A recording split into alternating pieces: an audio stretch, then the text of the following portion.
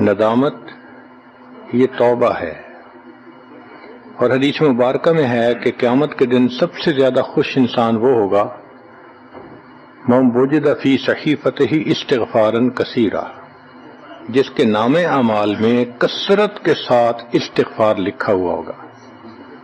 تو ہمیں کثرت سے استغفار پڑھنا چاہیے۔ چنانچہ ایک شخص حضرت حسن اللہ عنہ کے پاس آیا، حضرت بہت گناہگار ہوں، کوئی عمل بتائیں۔ فرمایا استغفار پڑھو۔ ایک اور آدمی آیا، حضرت بارش نہیں ہو رہی، کوئی عمل بتائیں۔ فرمایا استغفار پڑھو۔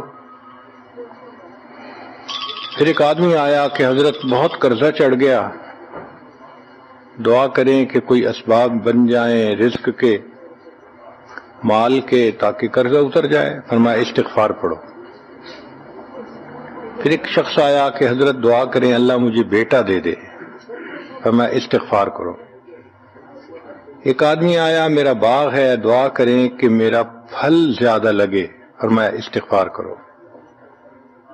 ایک آدمی آیا میری کھیتی باڑی کی زمین ہے، دعا کریں پانی اندر سے نکل آئے۔ فرمایا استغفار کرو۔ اب سننے والا حیران کہ مختلف لوگ مختلف ضروریات آ کر بیان کرتے رہے، سب کے لیے ایک ہی جواب۔ تو اس نے پوچھا کہ حضرت کیا مسئلہ؟ تو فرمایا کہ دیکھو یہ جواب میں نے اپنی طرف سے نہیں دیا، قرآن مجید سے دیا ہے۔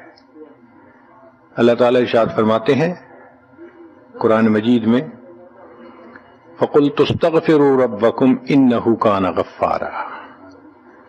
تو سب سے پہلے استغفار کرنے سے گناہوں کی بخشش ہوتی ہے۔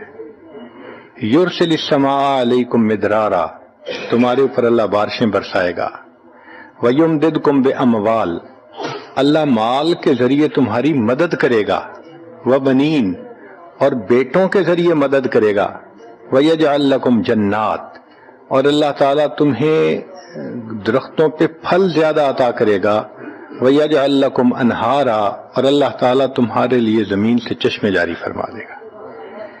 آپ اگر غور کریں تو ہماری روزمرہ کی جو پریشانیاں ہیں وہ انہی میں سے ہیں۔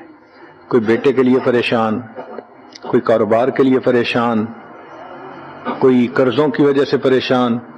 اس کا مطلب یہ کہ اگر ہم استغفار کرنے کی عادت ڈال لیں تو ہمیں کسی اور عمل کی ضرورت ہی نہیں ہے، اور یہ عمل قرآن مجید میں بتایا گیا ہے۔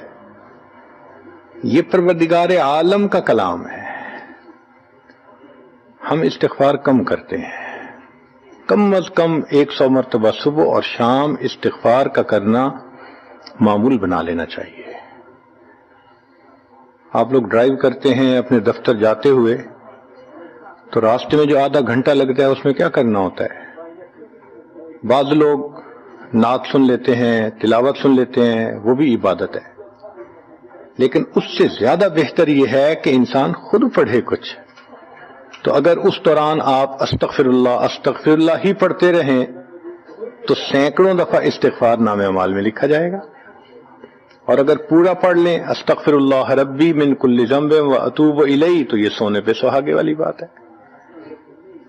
تو اپنے ٹائمنگز کو ایسے ایڈجسٹ کریں کہ اس میں درود استغفار کثرت کے ساتھ آپ پڑھ سکیں، کیونکہ حدیث پاک میں یہ فرمانا کہ قیامت کے دن وہ بندہ بہت خوش ہوگا جس کے نام اعمال میں استغفار زیادہ ہوگا۔